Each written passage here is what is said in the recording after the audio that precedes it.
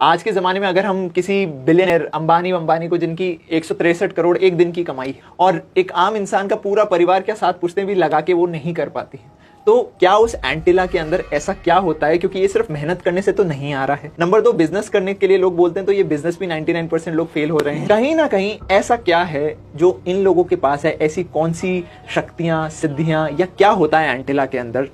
लोग आज जानना चाहेंगे। सबसे बड़ा भाग्य है और प्रारब्ध की, पूर्व जन्मों की, लाखों करोड़ों जीवों की ब्लेसिंग, पूर्व जन्म में की उनकी तपस्या, उनकी साधना और ईश्वरीय कृपा।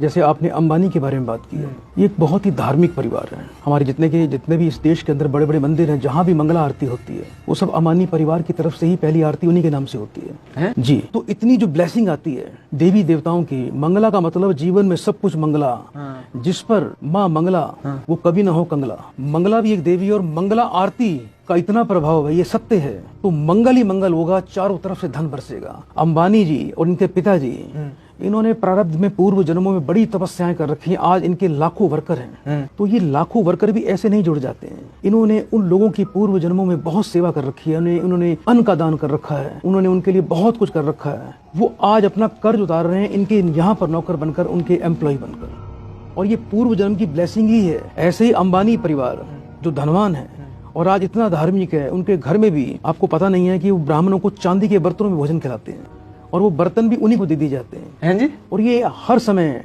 हर मंथ ये होता रहता है। इनकी जो माता जी हैं वो बहुत ही धार्मिक है, भगवान कृष्ण की साधक हैं जी। इन्होंने पूर्व जन्म में तपस्याएं कर रखी हैं, दान कर रखे हैं, परोपकार कर रखे हैं, पुरुषार्थ कर रखा है। इसलिए उसका प्रभाव है कि जन्म से ही इनको परमात्मा का एक ऐसा दिव्य वरदान मिला हुआ है कि कुबेर देवता उनके घर में विराजमान है। आज जितने भी लोग सुन रहे हैं उन्हें अंबानी जी का, मान लीजिए अगर 1% भी बनना हो तो उसके लिए वो क्या करें? सबसे पहले तो देखो, मैं सभी दर्शकों को कहना चाहता हूँ कि कोई व्यक्ति कितनी भी ज्यादा मजदूरी करता हो, मेहनत करके भी धन कमाता हो, तो ये उसका भी धर्म बनता है कि कम से कम अपनी कमाई का 10वां हिस्सा, जिसको हम दसबंध बोलते हैं, वो संसार की सेवा में, गौ पक्षियों की सेवा में, धर्म के कार्यों में, जीव जगत की सेवा में अवश्य खर्च करे। क्योंकि हर व्यक्ति के ऊपर 8 प्रकार के ऋण होते हैं जन्म से ही। आप श्वास ले रहे हैं, आपने कभी पवन देव का कभी धन्यवाद किया? पृथ्वी सूख रही है, एक एक बूंद को लोग तरस रहे हैं, लेकिन हर वर्ष इंद्रदेव वर्षा करते हैं। हमने कभी इंद्रदेव को नमस्कार नहीं किया। सूर्य के प्रकाश के बिना इस संसार में जीवन की उत्पत्ति नहीं हो सकती, लेकिन हमने कभी सूर्य देवता को प्रणाम नहीं किया।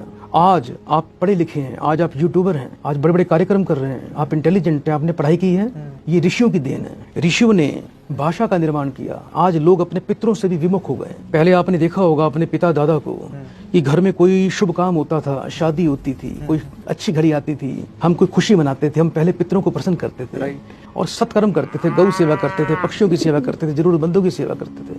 लेकिन आज लोग विमुख होते जा रहे हैं। इसलिए आज के युग में पितृदोष से प्रभावित 99% लोग हैं जो अपने कर्म, अपनी मुख्य धारा से हटते जा रहे हैं। हमें कोई फर्क नहीं पड़ता आज अमावस्या है या आज पूर्णमासी, आज हमको क्या करना चाहिए। हम उन सभी कर्मों से विमुख होते चले जा रहे हैं। इसलिए आज हर व्यक्ति ज्यादातर परेशान है, हर घर में कलेश रहता है, हर व्यक्ति के शत्रु उत्पन्न हो गए। आज मैक्सिमम घरों में ब्लैक मैजिक हो रहा है, तंत्र बाधा हो रही है, घर के पितृ देवता प्रेत बन के उनको पीड़ित कर रहे हैं। इसी प्रकार से 8 प्रकार के ऋण होते हैं। तो जो हम अपनी कमाई का 10वां हिस्सा संसार के कल्याण पर, धर्म के कार्यों पर लगाते हैं, तो हम उन 8 प्रकार के ऋणों से मुक्त हो जाते हैं। सिर्फ 10वां हिस्सा लगाने से? सिर्फ 10वां हिस्सा लगाने से।